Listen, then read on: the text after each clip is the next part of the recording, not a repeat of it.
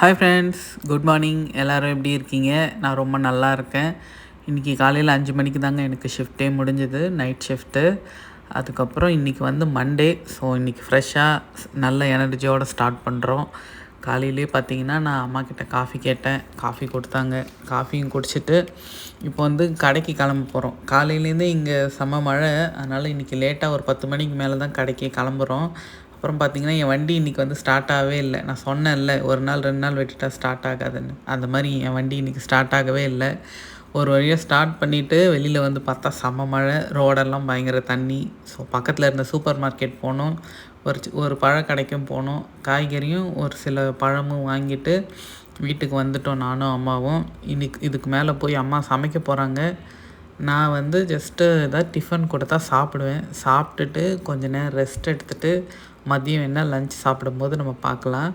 Bye friends.